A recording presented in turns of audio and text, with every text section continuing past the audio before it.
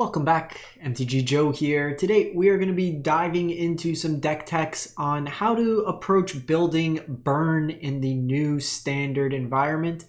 So for the new foundation set, we're getting a couple new burn cards that are going to be added. So if you're taking it to like standard best of one or best of three, if you're playing Magic the Gathering, you want to kind of live those days of, lightning bolts to the face. Well, we don't quite have lightning bolt, but we're getting boltwave, a 1-mana sorcery that deals 3 to each opponent. So it gets around targeted kind of protection effects. It does not go to creatures, does not go to planeswalkers. It is sorcery, not instant. So it's as probably close we're going to get in a standard environment to having access to lightning bolt. So we're going to look at two decks today. We're going to look at a strict mono red version of the deck, and then we're going to look at a Boros version. So these are day one decks. These are things I want to try out.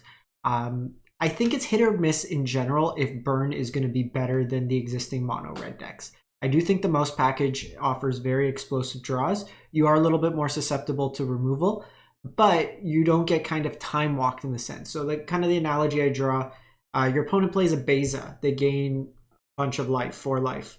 That could basically mean 2 cards that you basically lost. So it kind of does some of the work that you're going through as you go on. It's not as much sustained damage. We don't have things like Molten Vortex that can deal sustained damage, that can keep shutting off life gain and kind of approach it in that regard. There's a lot of incidental life gain as well for standard. So I think time will tell as we kind of try out things. There's general shell we'll look at, and then I tweaked it for the Boros version as well. The notable thing with Boros is the mana is not fantastic. We don't have any of the verges that we would in some of the other color pairs. It does kind of stress what you're able to do and how much you're able to splash. But let's jump into it. So the first off is mono red burn. So obviously we have the boltwave. The other burn spell that we're getting is burst lightning. So strictly better shock. It's at the base, it's shock. 1 mana to deal 2 damage, but it also has Kicker 4. How Kicker works, pay additional 4 mana. So in this case here, if you pay 5 mana for this spell, if it's late game, you're a little flooded, it can deal 4 damage to anything. So it kind of doubles up the amount of damage. Outside of that, we have the typical burn spells, Lightning Strike, Shock, some Monstrous Rage in here. We're going to look at the creatures now. So we obviously have Swift Sphere and Slick Shot Show Off. Because we're not targeting our own creatures, Heartfire Hero is not as good. Same with like some of the other mice. We're not getting those Valiant triggers like we would in that deck. The card I really want to try out and see if it could potentially work out, and I've already ordered full art foil or full art non-foils. They're like 30 cents, so they're cheap to just kind of hedge in case for paper. But Blood Feather Phoenix, 2 mana, 2/2. Flying can't be blocked, but it has an ability where if it's in your graveyard and you deal damage to your opponent that's non-combat, you get to pay red. If you do, you return it from your graveyard to the battlefield, gains haste to end a turn. So it's an instant or sorcery that kind of deals it. So all your burn spells can basically reanimate this. This plays nicely with Case of the Crimson Pulse. The big thing with this deck is you have a lot of cheap spells. You're going to throw a bunch of burn, but you can run out of gas fairly quickly. And if you're just top decking, some of your burn might need to be used to control your opponent's creatures. So that's a big kind of contention with burn. Do you answer the creature? Do you go face? The Case lets you kind of have an Anthem effect every upkeep where you get to draw 2 extra cards. You discarding Phoenix is actually a benefit. Similar with discarding Squee, it can come back from your graveyard. It can get escaped as a 1 of here, as another kind of effect. And then if you have no cards, you saw this Case, and then at the beginning of your upkeep, you draw 2 additional cards. So then you see 3 cards per turn. 3 cards, 3 mana, that's 3 bolts, 9 damage to the face. And then lastly, we got a reprint of Gitu Lava Runner. So we don't have Wizard's Lightning. Viashino Pyromancer was also reprinted. It's another consideration there. Viashino Pyromancer could fill the slot of Bloodfeather Phoenix if you don't have them. But it's something I want to try out first. Viashino, it's kind of a known commodity.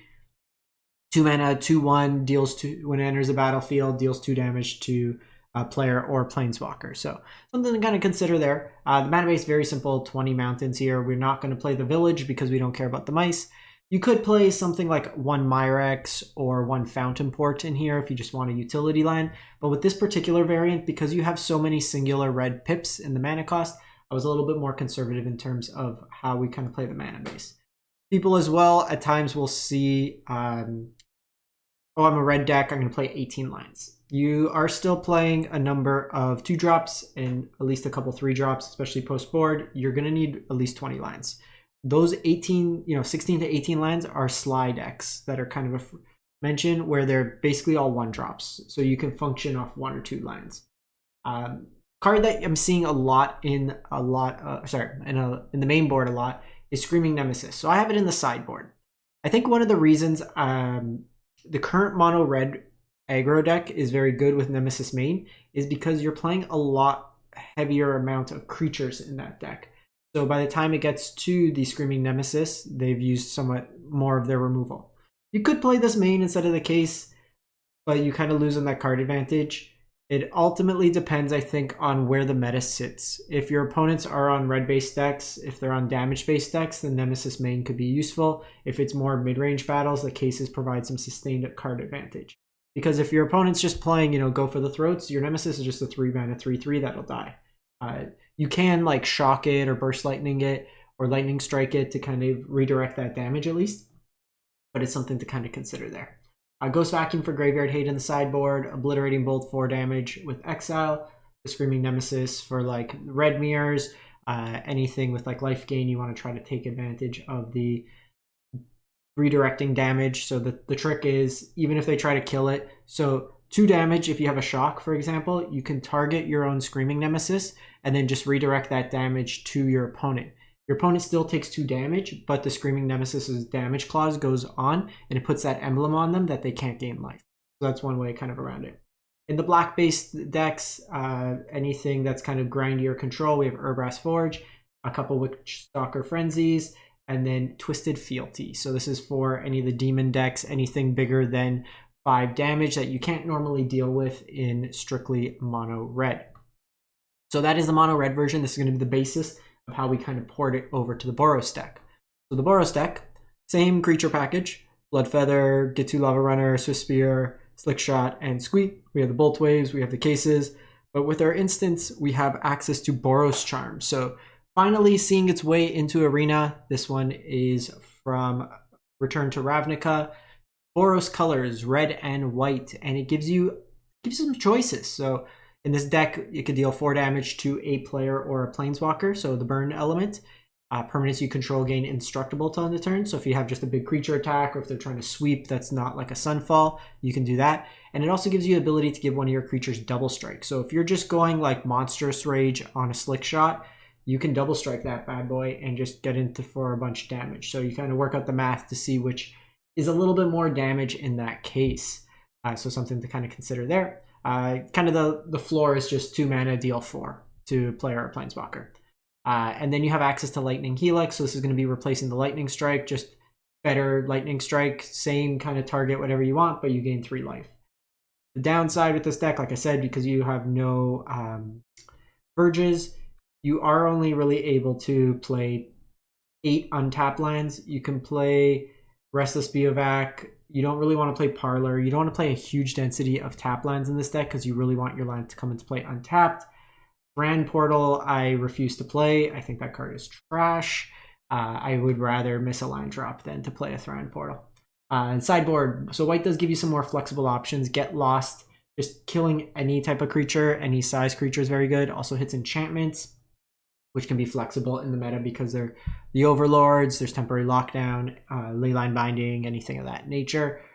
Lauren, another way to deal with enchantments as well, gives you some flexibility. Obliterating Bolt, again, just cheaper removal that kind of fits the slot. You might not want Obliterating Bolt, you might want Torch the Tower, but I figure with this deck you have a lot of cheaper removal. The one thing in this version you might actually want, I'm going to switch it to Torch the Tower, because with the mono red version you have Shocks and the Burst Lightnings. This version you don't, so you have a little bit fewer in terms of 1-drop creature removal. So I'm actually going to switch these to Torch Tower because you have Get Lost that's filling that kind of role here. So that'll be something you'll see in the final deck list. Talking through it. The Nemesis and then Forge. The one card here, so Rest in Peace, very good graveyard hate. It actually kind of counteracts both the Phoenix and the Squee. So you could just play the Ghost Vacuum again. If you move off Bloodfeather Phoenix, if it turns out to not be that reasonable, then I would play Rest in Peace because it's just a better card, all things considered. Those are kind of my ideas where I'm planning on starting with Burn. These are things I want to try out. I think the Phoenix could be pretty promising, could be trash, but this is what we're doing with these early day one decks. We got to try things out. We could just default to playing the same deck that we've been playing thus far, but it's kind of seeing what works, what doesn't. Boros has a higher floor or higher ceiling. Mono red has a higher floor, just being is more consistent. I'm worried about the mana base in Boros and how consistent it can pull off, but it's definitely something that I will be trying out both stuff. So let me know how you are building Burn, what you think of these lists. If you think I'm crazy for throwing in the Phoenix, if you are going just Screaming Nemesis main, curious to see how folks are approaching this puzzle of building Burn first. So we'll be back for a couple more deck techs probably before the new set comes out, and then we'll be doing metagame breakdowns. So if you want to know statistically what the best decks are in the new set, we cover that every week. We look at stats from arena ladders, we look at MTGO tournament results, and we kind of get you a summary in a nice 10-ish minute video every week to give you an idea of what are the trends in best of 1, best of 3, and keep you up to date with the metagame. So thanks for watching. Hope you have a great one. Stay safe out there.